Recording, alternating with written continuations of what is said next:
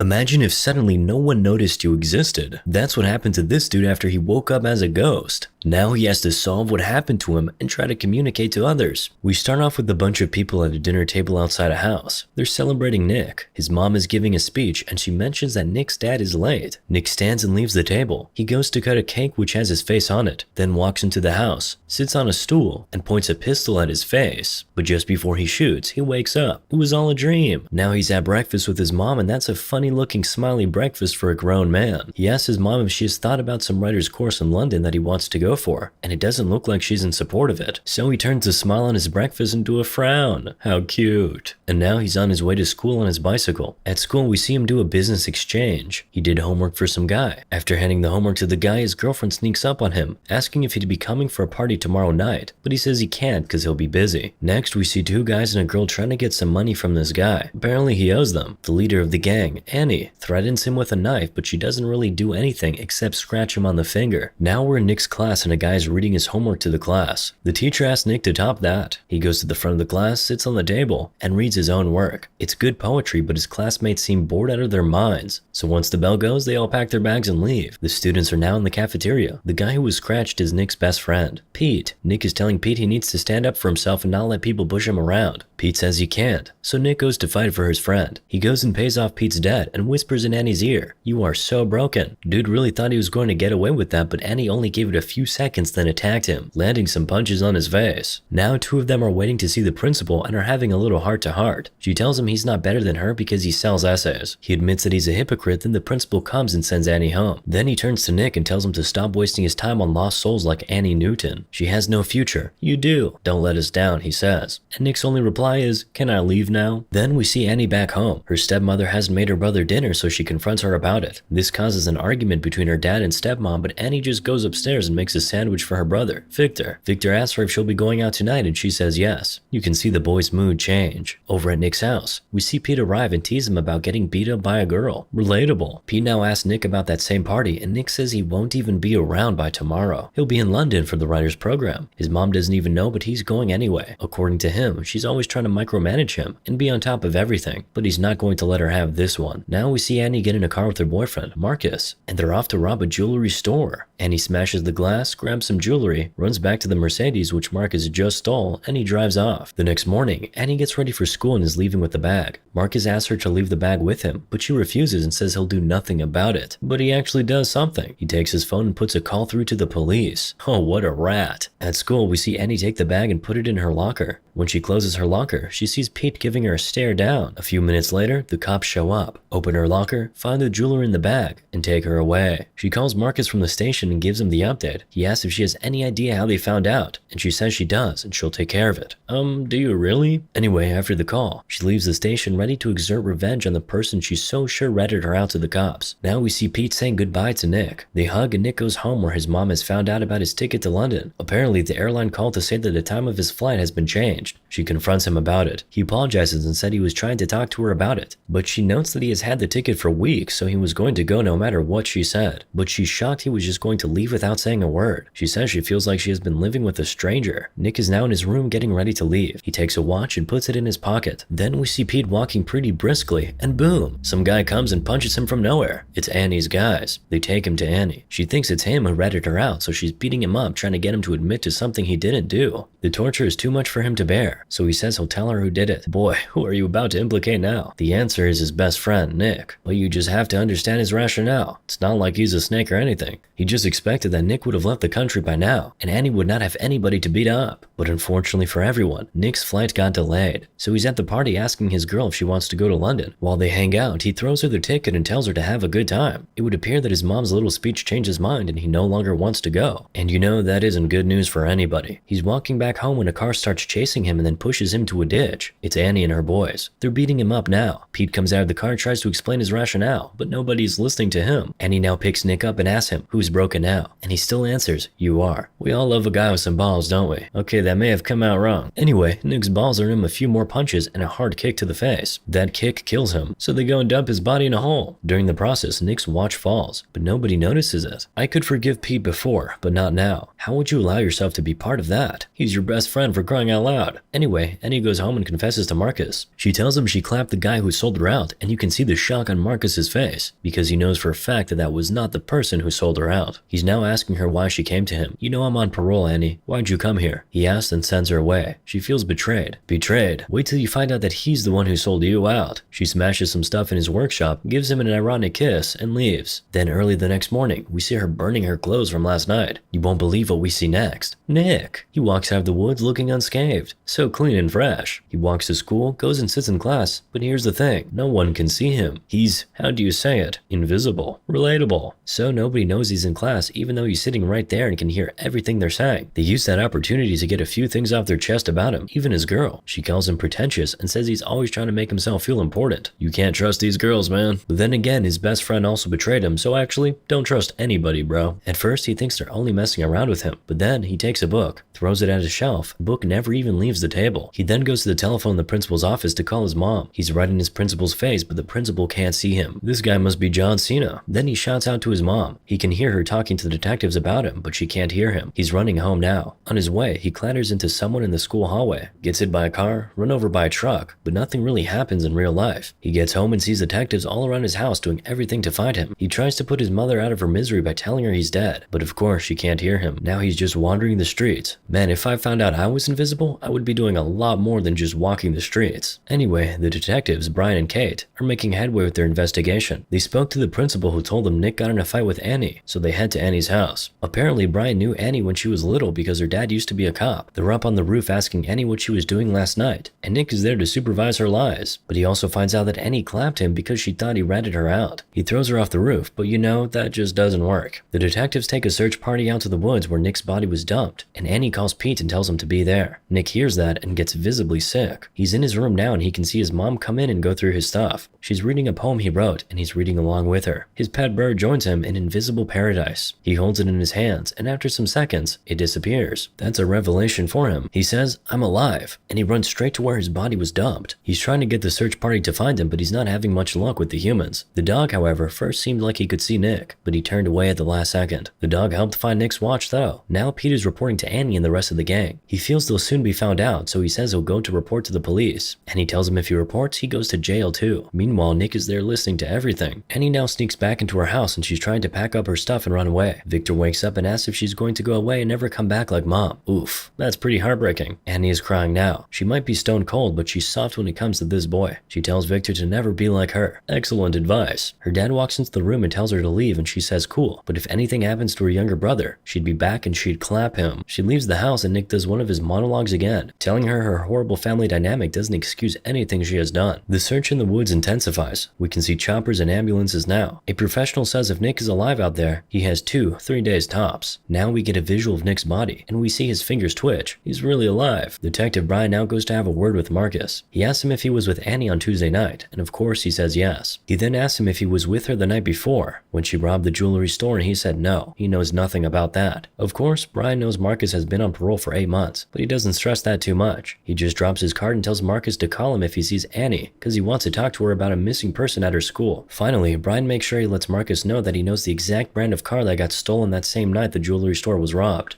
Nick is now telling his mom how he knows this won't change a thing for her, cause she always has everything under control. He's shouting at her, shaking her, scattering everything on her table, even throwing a chair through the window. But of course, none of that actually happens. A few moments later, his mom breaks down and starts crying. She's really weeping and calling out Nick's name. Pete is taking a walk under the rain when Marcus comes from nowhere, grabs him, and points a gun at his chest. Marcus tells Pete that he's being followed by the police, and he actually is. He takes him into the woods and Pete points to him where the body was dumped. The next day, Marcus tries to trick Annie to come to a location station so he can clap her, but she suspects something, so she calls Pete and tells him to go instead. Pete goes and is followed by Detective Kate, after Nick did his best to get her to wake up and look. Pete is now at the bridge with the two guys while Annie is watching from a distance, but then Marcus comes from behind her and points a gun at her back. He takes her to the bridge where the rest of the guys are and tells Pete to go home. He runs home. You can see how thankful he was that he was asked to go. Marcus says they have to move quickly because there's a tail on Pete, and he's right, but it's too late now. The cops are already here. Annie then grabs the shotgun from Marcus and is pointing it at the cops, but they're surrounded now. But Annie is one hell of a survivor. She manages to climb out and escape. Peter Parker would be extremely proud. While she's running away, Nick screams, "They'll catch you, Annie," and it seems like she heard him, because she turns around and yells something. So Nick goes, "She heard me." She goes to a club and sells a ring which belonged to Marcus to some guy. After he pays her, she decides to stay back and do a little dancing. She takes off her hoodie and beanie, and is now doing the signature white woman dance while Nick is just watching her. The next day, she goes to her mother's grave, and she says she's sorry. Then Nick starts talking about how sometimes he wishes his mom died, instead of his dad, because of how much pressure she puts on him. He now reaches out to Annie and touches her shoulder. He says he knows she can hear him, so he tells her just to tell them where his body is, but she just stands up and leaves. He follows her. She breaks into the school at night and puts some money in an envelope for Victor, and puts it in her locker. Nick is there to tell her he's dying, and he doesn't have much time left, and ironically, she's the only one who can save his life. You can tell she can hear his voice in her head, so he screams her name and she turns around, but she can't see anybody. She's miserable now. She goes to take a shower, and being a good boy, Nick makes sure not to look. Meanwhile, Nick, the one in the hole that is, opened his eyes at this point. Annie is sleeping now in the basketball court, and Nick is right beside her, running his hands through her body and calling out her name. He oversleeps and is woken up by the basketball team that comes in for practice. How are you a ghost and oversleeping? Or sleeping at all for that matter? Anyway, now we see Annie in Nick's house. She's going through his old photos and getting nostalgic. Do not tell me these two are falling in love, because even Nick is out here smiling while his body's decaying in that hole. Thankfully, Nick's mom comes in and kills whatever romance was brewing. Annie runs out of the house and straight into the woods to where they dump Nick's body. And Viola, the body isn't there. Nick is telling Annie that someone was there to move his body and he's asking her to think. She sees the substances that she found with Pete days back, and that tells her that Pete was here, so she goes after Pete at school. Pete is now telling her that Nick didn't even rat her out in the first place. He then confesses that he and Marcus moved the body, so she goes after Marcus. She ambushes him in his car, just outside a police station. Then she takes him to a precipice and tells him to go on his knees. Role reversal moment. Then she points a gun at him. Meanwhile, Pete is trying to self-delete. Nick is begging him not to do it, but Pete can't even hear a thing. But here's the beautiful thing. While Pete is in that transition zone where he's not dead yet, but not fully alive, he sees Nick. They can see and talk to each other. Nick is now asking Pete where he moved the body to at the same time Annie is asking Marcus the same question. They both answer about the same time. After they do, Pete's parents rush into his room and find him in the state he's in, and Annie just leaves Marcus and turns around to go find Nick. But not clapping him turns out to be not a very good idea, because Marcus stands up and shoots her. She doesn't die though. She has enough in her to shoot him and stand up and call Detective Bryant. She tells him where Nick is and tells him she left something for her brother in her locker, and he should make sure Victor gets it. The cops rush off to the dam where Nick's body is, but of course, Nick gets there before them. He finds his body and he's now touching himself. Oh no, not in that way. He's with his body now, but you know, he can't save himself. The dam gates open and Nick is drowning. Kate calls for the gates to be closed and now the cops are looking for Nick. Brian finds him and they all rush there. Indeed, he's alive. They rush him into the ambulance and Annie is there watching from a very far distance. She's still bleeding. She gets into her car and sort of blacks out for some time. She's woken up later in the evening by a cop who asks her to come down from the car, but she doesn't and just drives away instead. As expected, they start chasing her. At the hospital, Nick's mom is watching as the doctors try to save her son. The police finally surround Annie and they all have guns pointed at her, but she hears Nick's voice in her head saying, "I need you, Annie, I need you." And that was all the fuel she needed. She steps on the accelerator and drives through the police blockade. She gets to some place, dumps the car, and completes her journey on foot. Where does she go? The hospital, of course. Nick directs her to where his body is being operated on. She gets there and Nick's mom goes, "You have some nerve," the moment she sees her. Nick tries to play peacemaker, but you know, mama can't hear you. So Annie has to do it all on her own. She says she just has to talk to Nick, but Nick's mom lands a slap on her face. Annie then tells her that Nick is here, that she can feel him and hear him, that she knows what he wants. Of course, she doesn't believe her. So on Nick's directive, Annie tells Nick's mom about that time she was in his room reading his poems, and how he was with her then. She now asks Annie what she wants, and Annie says she just needs to see Nick. She can help him, but his mom says no. Annie hands her her gun, and says she knows she can bring him back. She finally lets her go in. Annie is now running her fingers through Nick's body. She apologizes to him and begs him not to go. while. She takes off her necklace, which once belonged to her mom, and puts it in his hand while she joins him on the bed and snuggles with him. When she does that, the invisible Nick disappears, and the real Nick wakes up and calls Annie's name. Annie says she wanted to do one good thing, and Nick tells her she did. She saved him. Then Annie taps out. Then we see Victor playing with a toy plane, and Nick shows up and has a conversation with him. Victor says his sister died, and Nick says they should send her a message. Victor's message is simple and short. Hey Annie. So Nick writes that on the plane for him, and they fly it. Moral of the story? I don't know, but that was sad.